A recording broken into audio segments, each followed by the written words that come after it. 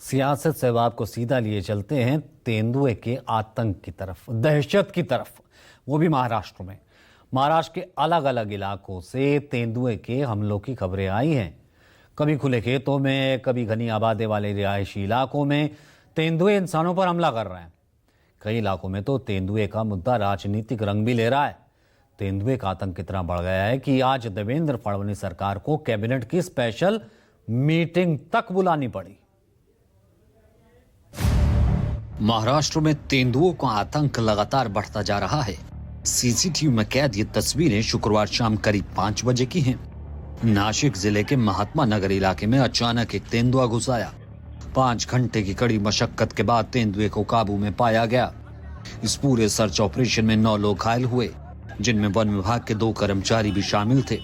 शुक्रवार की घटना अभी ताजा ही थी कि सोमवार को नासिक के भोंसले मिलिट्री स्कूल में भी तेंदुआ दिखाई देने की सूचना मिली। दहशत की ऐसी ही तस्वीर पुणे जिले के शिरूर इलाके में सामने आई, जहां एक गांव में 13 वर्षीय लड़का तेंदुए का शिकार बन गया। हालात इतने गंभीर हो गए कि मंगलवार को राज्य के मुख्यमंत्री और इस मुद्दे पर आपात बैठक बुलानी पड़ी। बैठक में तेंदुए के बढ़ते हमलों को नियंत्रित करने के लिए कई महत्वपूर्ण निर्णय लिए गए। सरकार की तरफ से तत्कालीन और दीर्घकालीन उपायों की घोषणा की गई।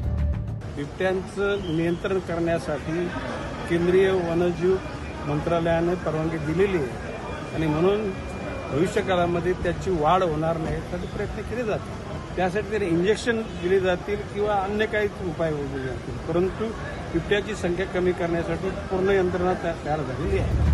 तत्कालीन उपायों में तेंदुए के हमलों को नियंत्रण में करने के लिए सरकार प्रभावित इलाकों में सीसीटीवी कैमरों का जाल बिछाएगी। ड्रोन सर्विलांस के जरिए पेट्रोलिंग बढ़ाई जाएगी और जरूरत पड़ने पर तेंदुओं को इंजेक्शन देकर पकड़ा जाएगा।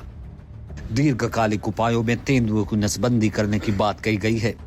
पकड़े गए नरभक्षी तेंदुए को रखने के लिए पुणे जिले में 2 रेस्क्यू सेंटर स्थापित करने के लिए तुरंत स्थान चयन कर योजना तैयार की जाएगी। अन्य स्थानों पर मौजूद रेस्क्यू सेंटर्स की क्षमता भी बढ़ाई जाएगी। वर्तमान में तेंदुआ शेड्यूल 1 में शामिल है।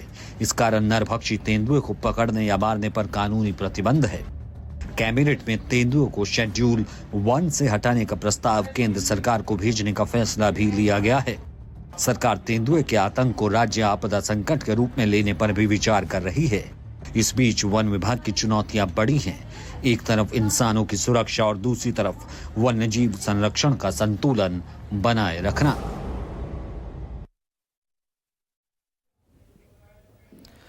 तो आज के इस एडिशन में इतना ही। फिर होगी आपसे मुलाकात। इजाजत दीजिए, नमस्कार। आपको छोड़ जाते हैं सुपर 30 के साथ।